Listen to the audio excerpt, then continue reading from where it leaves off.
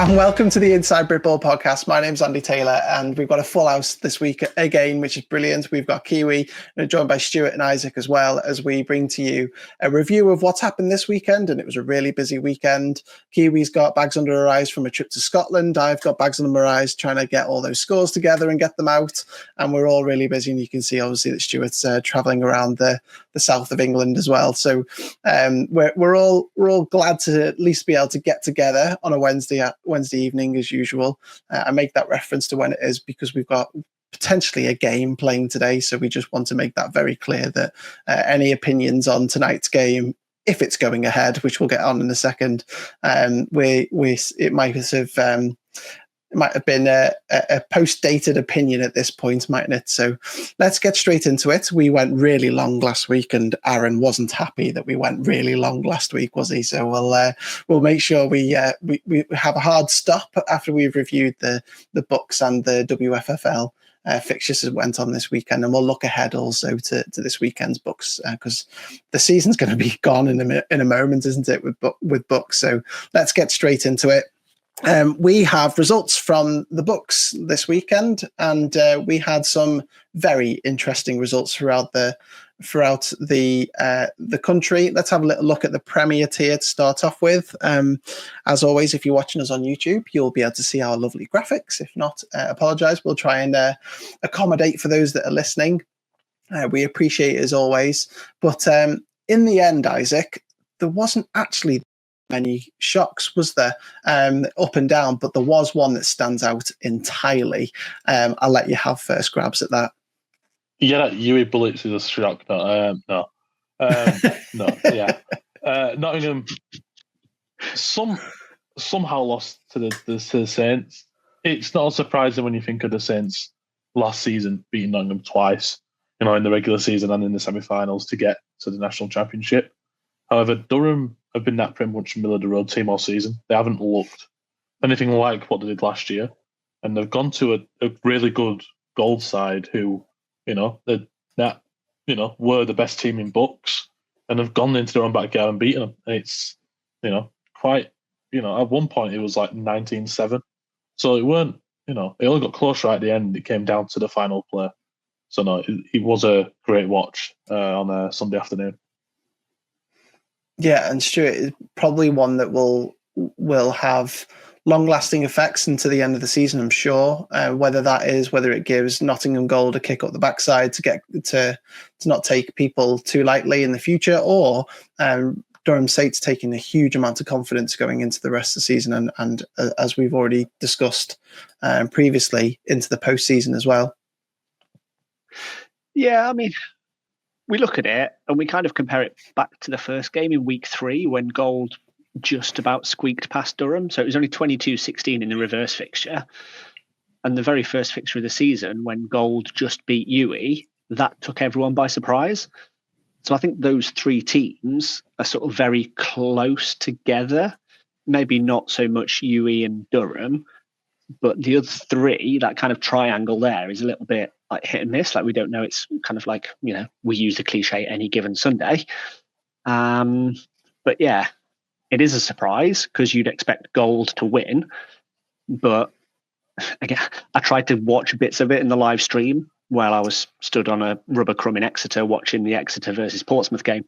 But yeah, I was kind of in and out of it. And it started off really, really like bitty, like I'd call it. So it kind of like one team would get somewhere and turn it over, the other team would go the other way, turn it over again. So those of you who watch the live stream will probably have a more true reflection of it. But yeah, like, sort of moving away from the National League, for me the bigger shock was Newcastle Raiders beating NTU. Like NTU, okay, they lost to Warwick last weekend, but you didn't expect them to lose to Newcastle, surely. But fair play to the Raiders, they've put on a performance and beaten them 2014. And I think a few people at NTU will be scratching their heads going, where does this leave us? Like, what are we doing? We'll probably get 4th seed, maybe 3rd. 3rd's probably more likely than 4th in that north, but they're still going to have to travel away to someone like Portsmouth or Bristol in the playoffs because they're going to get an away seed, right? And do you fancy travelling to either Portsmouth or Bristol with the form that they're in? I say Bristol, I mean SGS Pride. it's still Bristol based, but I probably should call them SGS. So yeah, do you want to travel anywhere like that in the form that they're currently in? You want to back yourself as a coaching staff and a playing staff, but realism kind of sets in there. 100%, and we seem to getting obviously that makes life a lot harder for Liverpool now as well. So it's Liverpool are going to have to pull off two very good results, and they get against. I think they've got Newcastle coming up, and then they've obviously got another game after that. That's going to make their lives even harder to stay up in the Premiership. And further south, we hear that the SGS Pride line game was called early on in the second half as well, so that made it to 40-0, and then I think SGS only had one drive before it was called off, or at least clock ran through. So that's obviously a disappointing sign for Birmingham, and with the Cardiff game the week before, then we've got a difficult end of the season for them as well. And I suppose the Exeter Portsmouth game, we wondered, didn't we, Isaac, what would happen there? But we kind of got the idea that, what pre-season sort of idea that Portsmouth were the better team. Yeah, exactly that. It shows now the divide in the south. SGS at the top, Portsmouth are third and second, and then a mixture of all the other ones, who can easily beat each other on any day. So no, that Exeter one, the Exeter when they beat Portsmouth at home, it now gives a lot more, reflection to it. Oh, sorry, when Portsmouth lost to Cardiff, maybe that was just a travel. Was that just having to travel all the way up to Cardiff to play a game of American football? I think Portsmouth now have shown the quality to be that second seed in the south, and have a northern side like an NTU come to them and show what they can really do. Yeah, and you stopped off, Stuart, at that, didn't you? And you saw a very good run game that overpowered Exeter in the end, didn't you? Yeah, there was a running back for Portsmouth, number 10, who they just kept riding. They kept giving him the ball. He had a touchdown called back for a hold as well, which he was rather pissed about. I'll say he came effing and blinded onto the sideline, which running backs do, right? It's always why are we holding this and why are we holding that? But heat of the emotion, fair enough. But they came away 35-14 winners. You can't really argue with that. There was a few missed tackles by Exeter, and their sideline were getting a bit downtrodden towards the end of the game. I left early in the fourth quarter because I had to travel 2 and a bit hours north. But yeah, it was fairly convincing from a Portsmouth point of view. Once the rain had stopped, the game kind of opened up, really. Brilliant.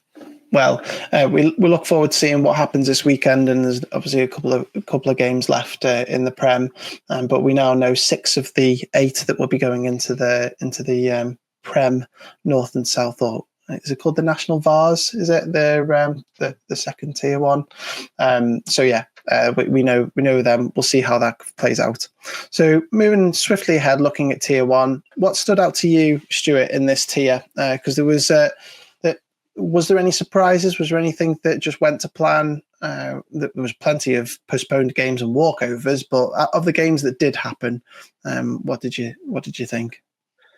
Yeah, I think that storm from Ireland kind of blew everyone away, really. I don't know whether you want to call it Owen or Erwin or whatever it was.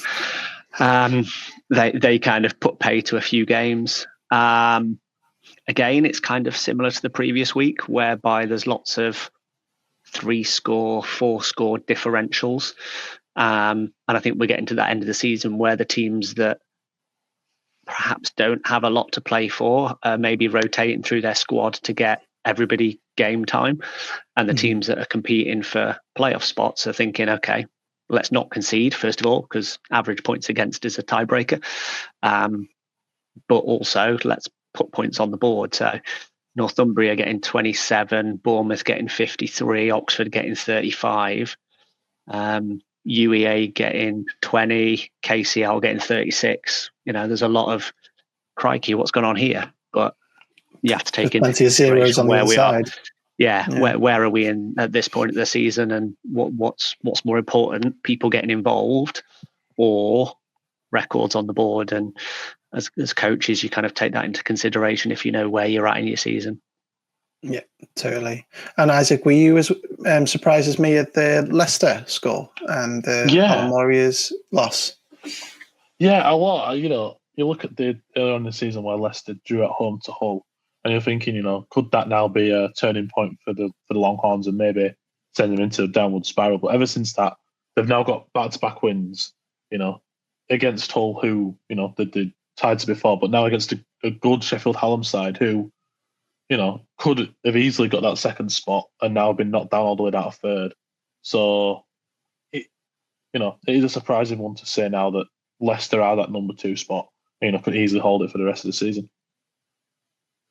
It's interesting, isn't it, that it was a surprise because Leicester did beat them away and they dealt with them handily, but I still felt surprised by that. So maybe I need to go back to the drawing board and think over my Leicester Longhorn takes, because I wonder whether we need to reevaluate them going into the postseason, where at this point in time, I think we've got them down as the 5th seed and travelling to UCLan. That'll be cracking if it ended that way, right? So interesting to see how they play out, because they've obviously got a couple more games left. No, they've got one more game left, and Sheffield Hallam have got a couple. So interesting to see how that finishes. Let's have a little look at Tier 2 then. Again, plenty of walkovers, plenty of postponed games. But Isaac, of those games that did play, any of them stand out to you? YSJ against York is a lot closer than I expected it to be. Same with the Sheffield game, to be honest. Sheffield, scored 50 plus points against Sunderland away from home, and now can only score 12. You see the YSJ York game though. It's 4 points difference between the York St John's side, who's just been conceding for fun and could barely score, against the York side, who I think many people would have thought would either been number 1 or 2 in the division. That to me there is surprising of how close it was. York had it tough having such a long break before they could play a team. Then they have to play Sheffield, who are, as many people would say, a Division 1 side now. So or a Tier 1 side, should I say? And but no, that game being so as close as it was is quite a surprise. Yeah, and Stuart, should we be looking at the UE2s thinking that they might be popping up after finally playing some games? Because obviously they've had some postponed games, haven't they? They got beaten by Plymouth closely at the beginning, so maybe that was a team for finding their feet. They didn't. Obviously, they didn't get onto the field against Gloucestershire, but now they've travelled to Bath Spa and they've beaten Bath Spa, but we don't know much about that division at this point. What's your feeling about UE2? I think the schedule has been really unkind to them. So you sort of mentioned that not playing games. Like pre-Christmas, they played once, and there was 9 weeks before Christmas. And then in the 5 weeks after, they've got 3 games, or should have had 3 games. So I think the fact that they're now getting out in the field allows them to train with purpose and also play with purpose. So their coaching squad can really get down to the film review, they can get down to the analytics, and they can go, okay, this is what's going to happen. It's almost going to be a 3-game season. Let's finish strong, win all 3 and see where everybody else is at. But yeah, that sort of Southwestern division, with the lack of games that have happened, have really made predicting what's going to happen hard, because we haven't got the data points to analyze, right? Yeah, that's true, and we haven't done the calculations on Tier 2 yet, but we do know that there's a lot of teams kind of waiting in the weeds with a heavy back-ended schedule, ready to pounce and get those postseason games. We've talked about York. York could still win the division, weirdly, because they've still got so many games left to play, and they're sat there in 3rd, having only played 2 games. UE2, I feel as if, something's just telling me that's something to look out for, let alone Surrey doing well there and trying to keep up with OBU, so who feels like we haven't seen Oxford Brookes in years, so there's plenty to look out for there, isn't there? So an interesting week nonetheless, and we will provide you with what we think is how the postseason will look like in due course. We're still doing the workings out of that, of all these different rules and appendices and so on that you have to go through with BUCS competition committees, but we will get to it and have a little look. So, gentlemen, I know we are sat here and we're kindly watching Kiwi listen to us, and she's being very patient, waiting for us to talk about WFFL. Shall we have a little look briefly towards this weekend? Pick out maybe one or two games before, obviously, we bring in Kiwi, who. I don't try and ask for takes on BUCS, Kiwi. I hope you don't mind, because I know it's not something that you wanted to come in on too much, did you? No, it's, to be fair, it's not something that I massively follow. I think I've got a full enough plate following everything else. Although I did see some pretty impressive scorelines in those scores. What, 882-0 somewhere? I don't know if I've ever... One of the biggest scores one of the biggest scores I've probably ever seen in a contact game. So yeah, you should have seen them earlier on this season. What was it, 120? 104. Oh, really? Wow. 104. Wow. Yeah, I don't think we ever see many games get to 3 figures, especially when it's a shutout at the other end, right? I think there's been 3 BUCS games that have gone to over 100 points or 100 and over. Crazy. Yeah. That's almost like a COVID game, isn't it? Do you remember some of the results that we saw in that COVID year? Yeah. Where all that happened. Not this time. But Kiwi, we won't be long, obviously. Feel free to chime in, though, if you see anything that you like, just say. But I don't want to bring you in. Too busy trying to stop my cats breaking in, if I'm honest. Again. To be fair, my cats are called JJ and TJ, so they're obviously very interested in American football. So they're just keen to get involved. Brilliant. That's awesome. Well, let's have a quick look then at this week's fixtures, guys. Then we've got week 11 in the Premier Tier. We've got them up on the screen there. We're all going to be interested in knowing what Durham bring to UE, obviously, following this result, although this time 2 weeks ago we may not have had that same thought.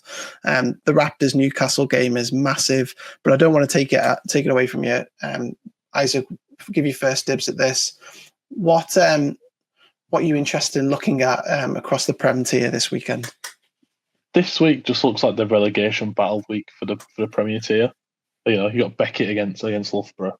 That is going to define both of the team's seasons. I think if Beckett lose, although they will have their playoff game to see if they will drop down to the Prem North or not, and everything like that, it'll be a big defeat if that happens. And then you've got that Liverpool game where they need to win. And Newcastle looked good last week as well against the top NTU side. So it's going to be a tough one.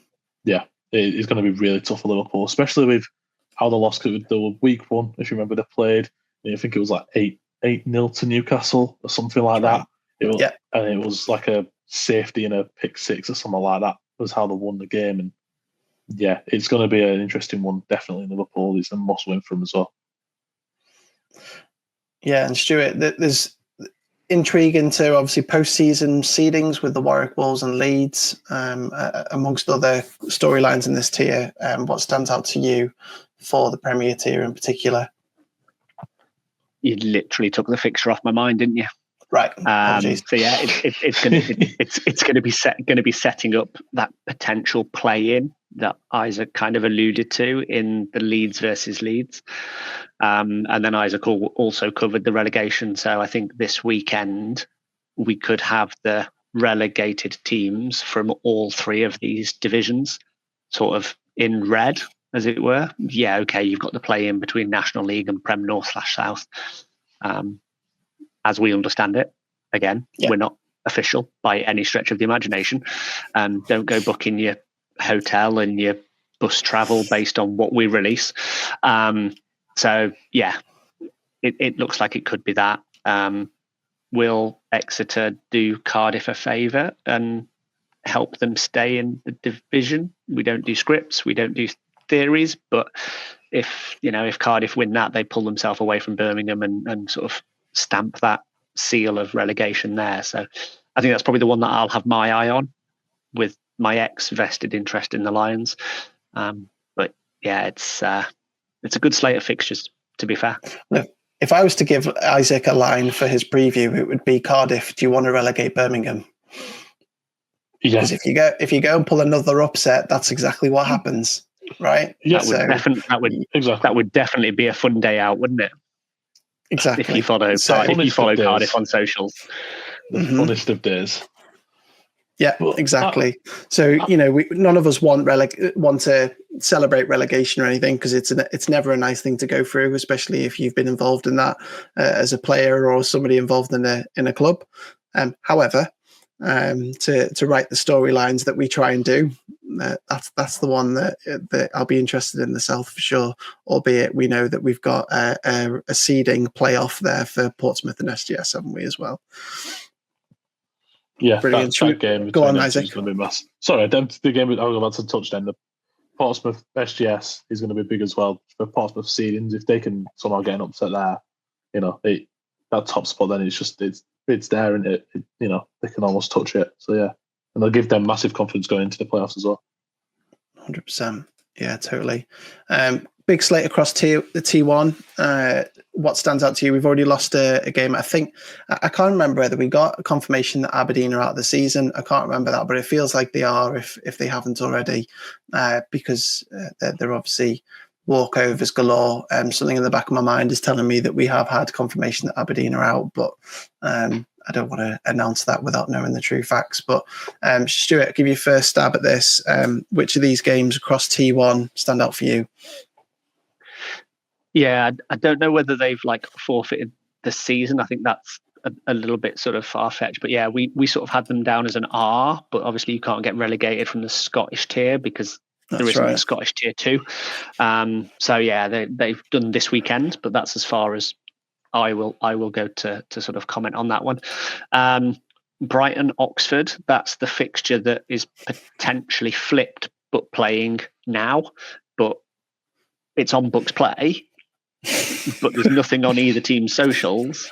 Shrug emoji. It's kind of So we might have 2 results for you over that one over the weekend. It might be. I have a feeling that this has been done in the past, that half has counted for one game and half has counted for the other.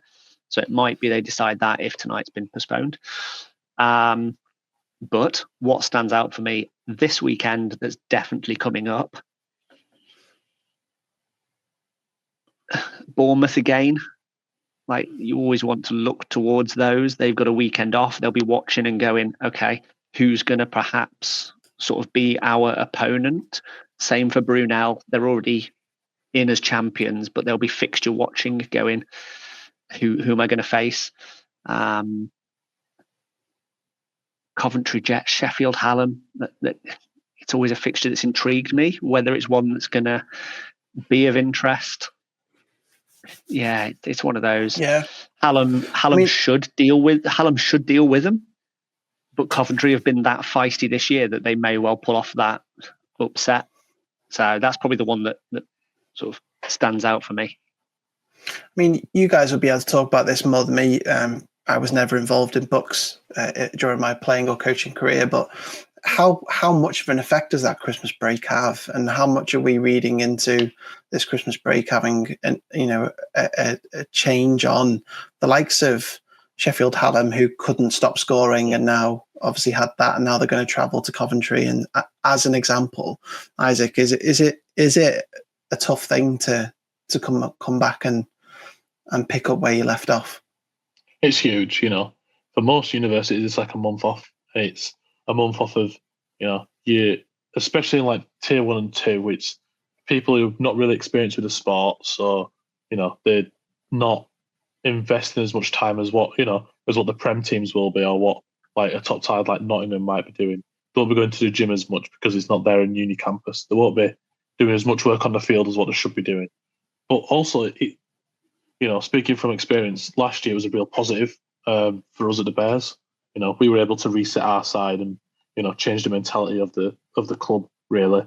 And I think there's a lot of teams that we can see now, like Leicester, for example, who now got back-to-back wins. They could have easily done that. They had that tie with Hull just before Christmas and gone, right, we need to change. Let's reset the program. Let's change the way we play. Let's we've got a month here to have teams chats. Show us what we want to do, and it can be a real positive in some ways. Yeah, I can imagine. So is there any games that stand out to you, Isaac, across this weekend in T1? Yeah, there's two. UConn against Manchester. Although all signs point to a UConn win, Manchester, if they could upset here, they put some third in their conference, and they could be one of the top third places in the in Tier 1, and hopefully get them a playoff spot as well. And then Nottingham against Leicester, first versus second. Although Nottingham are champions now of that, they are still wanting to try and get that number 1 seed all the way through to the playoffs. And if they can beat Leicester, it'll help them. But if Leicester can beat them and help their seedings, then it could easily knock Nottingham into like the 3rd seed easily. Yeah, it's all very tight at the top when you've got Nottingham, Edinburgh, and Northumbria in that top sort of seed at the moment. But I suppose to your point about Manchester, the only thing that they've got to worry about is the fact that they gave up that game, didn't they? Yeah. So that might come back to bite them in the behind. So very briefly then, guys, because really interested to get Kiwi's opinion on what happened in the WFFL this weekend. We're talking about results. What stands out for you, Stuart, in T2? Because so far we've got a full slate, but who knows with the weather that is. Who knows? Some of these guys all didn't play last weekend. They might have postponed or had walkovers. So anything stand out to you here? I'm going to steal Isaac's thunder here and pick one of the North games. You've got that replay of the York YSJ game. It was only 12-0 last weekend. So it'd be interesting to see how 12-8. It looked like a 0 on my tiny screen. 12-8. So it'd be interesting to see how that flicks around. And then Bullets 2 versus Aberystwyth. That's going to be sort of big in the top of that division, with sort of the seeding for 2 and 3, and depending on what happens with Plymouth for the rest of the season, whether either of them can pip that top spot from Plymouth. Wow, that was easy to say. So yeah, that's sort of where my eyes would be drawn for this weekend. And what about yourself, Isaac? There's plenty to talk about, but also a little bit of murkiness with some of the way some of these divisions are playing out. Yeah, AIU against Cambridge screams at me. It's a local derby. It's going to be an interesting one. It's AIU's last real chance to have any sort of playoff push, you could say. But and it's the same for Cambridge. If Cambridge can get a win here, they can easily go into second spot or be tied second anyways with Lincoln, and it opens that division up going into the last 2 weeks of the season. So I think that game there could be a huge one for both sides, really. Well, you could argue that they upset Cambridge at the weekend with a 6-0 win over them, right? I'm not sure there would have been many people who would have called an ARU victory, let alone an ARU 6-0 victory. So let's see how they get on there. To your point, how can they could find themselves in 3rd, having only scored 14 points so far this season. Wow, interesting to see. They haven't conceded a lot against those teams that aren't called Derby. So let's see how they get on this weekend. Plenty to get through. We'll be there for it. We'll be making sure that we cover it all, get out to you that, and we'll be able to bring you some more information around playoffs and postseason. We hope once we can get ourselves together with all the different rules and stuff. But we think we're getting there now. Kiwi, you've been patiently waiting. I appreciate that it's a funky setup to have you sat there waiting to talk about WFFL, but we've got here, and you've managed to get yourself up to Scotland and back for a couple of games. Have you recovered? How did it go? Sounded cold. Do you know what? It was freezing. I would probably not affected by wind, which was nice, because obviously there was that question around the games in Manchester and the games in Scotland and the storm that had come through. So I can say it wasn't storm affected, but it was freezing. It was absolutely freezing. And we also ended up, there's a bit of a mix up on pitch bookings, and we actually ended up starting the games quite late in the day. Like the first game didn't kind of start 30. It was unfortunately about 10:30 by the time we got home on Sunday night, and with the cold and the sitting in the car for 5 hours, I was a bit in pain on Monday, but I've recovered now. Thanks. Nice. Yeah, we were talking off camera, weren't we? How it's not easy to travel up to Scotland and back and then be in work on a Monday morning. It's even harder when you've got children. So I suppose Baffin can't account for all these things, but it is a concern sometimes, isn't it? And it's always the way, when you really just want a good night's sleep. Our little one was a little bit poorly after having to drag him to the Scotland in the cold as well on Sunday night. So I was literally hobbling to his bedroom in the middle of the night on Sunday night. If anyone could have seen, they were probably laughing at me. Aaron, in fact, we stopped at his services on the way back from the break, and he said, run, because he was staying in the car with James. And I tried to run after sitting in the car for 2 hours and couldn't. And I got back and he said, that was hilarious, watching you trying to get into the services and back. So if anybody saw me at the weekend, it was obviously a sight to behold. Not in a good way. Oh, brilliant. Well, so you can tell Aaron that his son's allergic to Scotland. That's basically what you can tell him, can't you? That he's allergic to visiting his Scottish family and all that sort of stuff as well. So, never mind. No, I hope he's better. Yes. I hope he's recovering. He's doing better. He's getting good. Thank you. Brilliant. Well, let's have a little look then at the results, because there was some very interesting results. I'm going to tease a very interesting result that happened in Midlands and South, but we're going to go towards the HNC first, shall we? The tournament that the league or the division that you know very well. Let's talk about that trip up to Scotland for those small number of games that you had. Saw some social media posts of Kiwi scoring some touchdowns and a couple of surprising results, I suppose you could say, across this tournament. And take us through it how you like, and I can switch over to the Manchester tournament if you like as well at any point. Yeah, so first of all, I guess shout out to EKP Black, who have locked up top spot and win the division after their 2 wins at the weekend, remain undefeated for the season. And, let's be honest, substantially undefeated. Nobody's got close to them. So It's going to be interesting seeing them go into the playoffs, because we're going to see them playing some of those South teams, the 2 Coventry teams, which I'm sure we're going to talk about shortly. They're going to be some interesting matchups. But it does give them a first round bye. I think they will play. It's 1v4. Mm-hmm. I think. So they will play whoever comes in fourth from the South, which is clearly going to be a tough game. I see them, generally probably making it all the way to the final. But let's see how that plays out. We can't guarantee that because of the way the fixtures are drawn. They've not kept it as 2 divisions in the playoffs. They're mixing them 1-4, 1-4, 2-3, 2-3. So there's not a guarantee that we'll see a North and a South. So we could see 2 South teams in the final. It'll be interesting to see.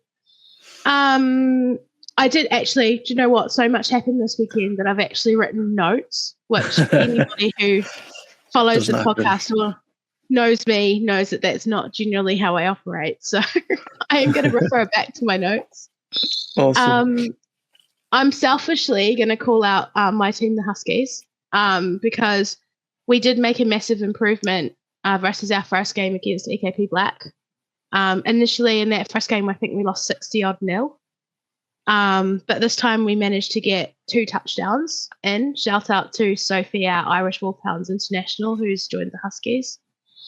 And obviously a substantial reduction in the points they scored against us with only 46. And shout out to Fiona, who managed to get a pick as well. Nice. For anyone who plays EKP Black, these are the things that we celebrate. Getting past them in a touchdown and getting a pick are like massive achievements. They're that good. So, I'm just going to selfishly... Got some very good players up there, haven't they? Yeah, 100%. Yeah, definitely. And then again, close game between the Huskies and the Red team, actually. I fear we may have put in a massive effort in that first game against Black, which maybe came back a little bit in that second fixture against Red. They definitely gave us more of a fight than we were expecting, but we came away with our second win for the season. So that was Brilliant. nice. Well, I know Aaron was telling me that it sounded like it to your point about it taken out of you, it felt like you started a little bit slower in that game as well, and it took the offense a little while to get going. So to that point, it sounds like that was exactly the case. And across the other fixtures, not many shocks either, is there? And you've got, as you say, EKP Black, who have tied up the division, let alone a number one spot, number one seed going in there. It also means the EKP Red are no longer in contention, but you guys still are. An outside chance, a very outside chance, I would say, but technically still possible. 100%. 100%. Do you want to move on to the other tournament? Let's have a look at the other ones. Yeah, some interesting results in here for sure. Yeah. Now, one thing we mentioned last week was about this kind of three-way battle for those two playoff spaces, right? And this weekend we had the Snowcats sitting in second place. They had a really rough day at Manchester. Unfortunately, they lost all three of their games, two of which were against those other playoff teams that we were talking about. So they lost to Manchester and they lost to Sheffield, which sees them fall out of that top four, sitting in fifth position now. And then surprisingly, they lost to Manchester Bees, which I didn't see coming. I think they've already won one fixture against them, so they've lost the return fixture. But probably to highlight as well, as much as I ramble on about the Huskies having to travel to Scotland, Aberdeen had to come down, to Manchester, and that's a long journey. And I think they travelled with a relatively small squad. But it does really damage their kind of playoff aspirations for their first season, unfortunately, is the outcome of that. And then the other thing, interestingly, here, I guess, is Manchester came out top over Sheffield, who in that first fixture was a draw, if you recall. So that gives them the head-to-head over Sheffield, which you'll see in our standings on our social media. It has Manchester now sitting second. You've then got Sheffield in third, and then Leeds sitting in that fourth spot with their win and a loss over the weekend. Although all to play for in that last tournament, as we mentioned before, but specifically, as we've mentioned, with the voided fixtures and the way things have played out, Leeds and Huskies definitely playing 4 games. I also believe the Manchester team have got to play 4 fixtures, although I'm not entirely sure on that. So that could also play into how the seedings stack up in that last round of games. My understanding is that you and Leeds have got 4 and everybody else has got 2. That would make 12 each, but I'm not certain. I don't think I've got the updated fixture list just yet for T5. I'm waiting for that to come through. But it, like, to your point though, it means now that Leeds have got it in their hand because they've got 4 games. It's going to be a tough T5, isn't it? But it's in their hands because they've got 4 shots at making sure that they win a couple of games to get over the line there. And then Manchester presumably have, if they don't trip over themselves in T5, then they can secure that second seed with that head-to-head against Sheffield, can't they? Yeah, so for sure, I know that one of Manchester's fixtures is against the Huskies because we haven't played them yet. Our original fixture was voided in Storm Day. But they're definitely, I don't know, I hate to say this, but they're probably going to get at least one win there, right? I'm not sure who their other fixture will be against. And then Aberdeen still will be on the outside looking in, hoping for a strong, T4 finish. But, you've suddenly gone from a really good mid-season win-loss to kind of, if things don't go to plan, it's sort of almost the opposite. And I can imagine they're feeling a little bit disappointed with how things might end. So hopefully they can come back and, have a strong T5. Mm-hmm. Totally. Shall we finally get to MSC, because you talked about it? I want to make sure it's on the screen. There it is. It's up on the screen there for you to talk about first, because that's the headline of this, isn't it? That game that we bigged up in the preview, and that's just the icing on the cake, because there was some cracking results coming out of this tournament, which they did hold us. They did make us wait for the results, but when we got them, it was confirmed, and we were surprised by a number of them. So I'm going to leave Coventry / Big Cat Bowl to second. Let's talk about the other bits first. I know. I'm going to keep everybody waiting. Look, I wanted to kind of mention the Huntsmen had a really good day with 3 really strong wins. Up on screen, there we including a win over the who are sitting in 5th spot at the moment. It was a tough day at the office for the Birmingham team. I guess the interesting thing about that is, coming into this season, we kind of probably had quite high hopes for a Birmingham Lions women's flag team, right? Based on their kind of form and what we see from them on a contact perspective. But I guess what it shows is that, that success on a contact game doesn't necessarily translate to success on a flag. Are you talking about Birmingham Kiwi? Because they obviously lost to the Huntsmen, didn't they? But they went on and finished 3-1 on the day. They went. It does still leave them sitting. Buys. Sorry. Yes, I think generally coming into the season, we thought they'd do quite well. And if you look at the standings, it leaves them sitting, even just with that one loss, it leaves them sitting quite far behind those next bunch of teams. Understood. And what I was gonna say is, as a past contact player myself, making that transition from flag to contact is tough. But also, I hear that Isaac had a go at it this weekend. So I'd be interested to know what he thinks in terms of that transition from playing contact to playing flag. Oh, it's not an easy. It's hard thinking I can't hit you. And you just have to just let people. Yeah, it's. I went to stiff arm somebody and got told I can't do that. I got told the way I run's wrong. So I run my arm with my arms low. Flag guarding. Yeah. Flag guarding. Yeah. I got told, because when I catch, sometimes if it's like a high ball, I kick my feet out, and I sort of got told I can't do that. Eventually, basically, flag is just rules. in about 5 years, I think I might have it sussed out a little bit. Yeah. But I think, ordered their locomotives at the weekend. Yeah, exactly. I think what that highlights, though, is that, lots of people assume that transition from contact to flag, especially who've been a highly effective contact team, would make you a really good flag team. But there's a lot of differences. There's a lot of rules. There's intricacies in flag that don't exist in contact. So, I think what we've seen clearly demonstrated here is it doesn't always kind of directly translate. So, hoping that Birmingham, keep going, come back next year with that team that have then had a year of kind of game time and really can challenge hopefully next year.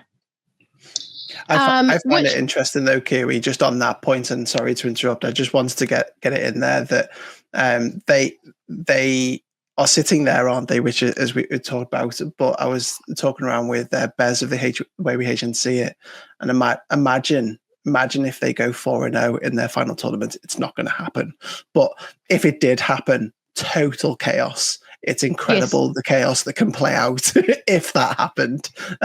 Never say never, I suppose. Stuart's telling me off for saying never. But, if that was to happen, that would be the ultimate chaos sort of way. And that would just make our brains explode with all the calculations that would have to go into all of that. Well, I think what's nice is, going into T5 in both divisions, there's this big element of jeopardy for everybody, right? It can...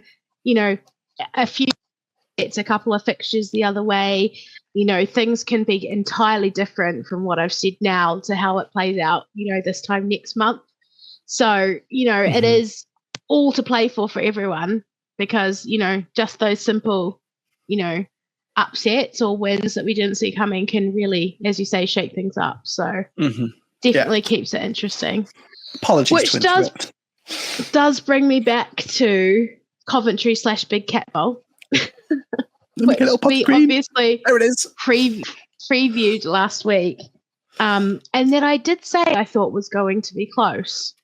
Didn't play out that way as much as we thought. Coventry Panthers coming out on top, 30-13 over the Cougars. I guess now looking at this from a schedule perspective, right? And I think this is something that we need to consider in this win and the fact of the score is that Cougars had to play 4 games on the day. This was the 4th fixture out of 4 for them. And they'd also played the Flame, who we know are sitting in that playoff contention, and the Amazons, who are sitting in 4th spot, I believe, at the moment. And then Panthers, on the flip side of that, only had 3 games, and their first 2 were against the 2 bottom Nottingham teams. You know, who you've got one team that have only won games over the other, and the other team have won none. So you could, you know, I don't know how much that's had an effect on the outcome of this game. And I think we can't read too much into the scoreline or the win.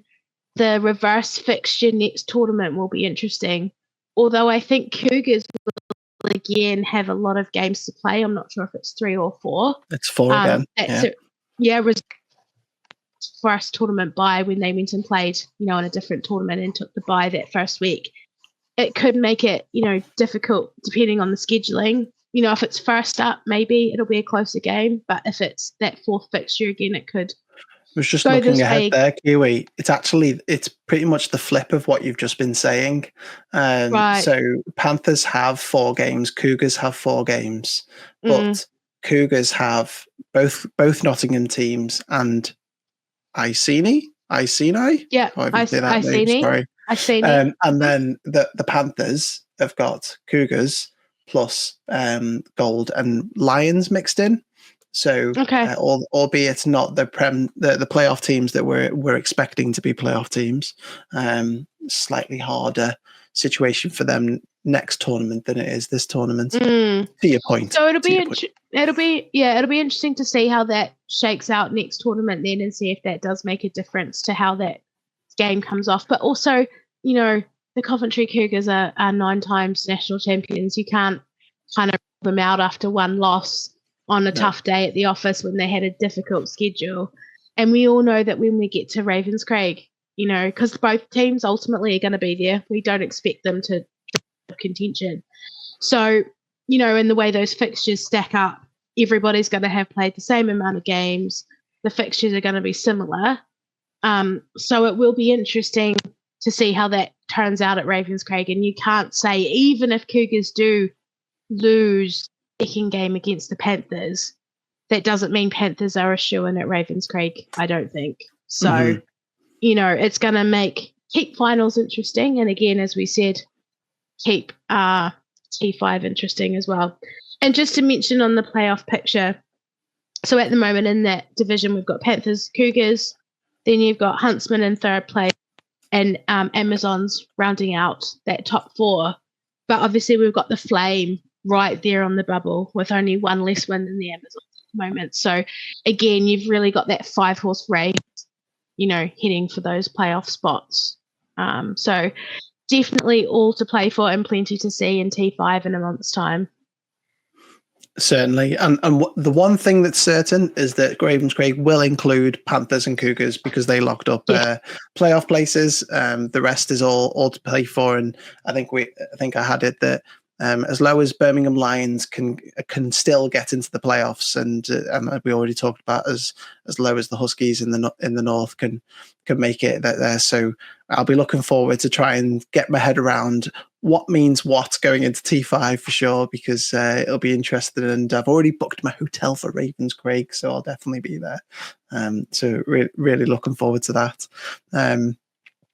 But nonetheless, that's our review and our preview for the last week. We'll definitely be back next week as well to look over the BUCS. We won't have as many fixtures to go through this weekend, thankfully, but we'll be obviously teeing ourselves up for the final tournament at the end of Feb for WFFL in the near future. But nonetheless, thank you guys for taking the time to come out and provide your opinions and your views of what's happened over the weekend, and look forward to catching up with you again soon. We'll see you again next week. Thank you.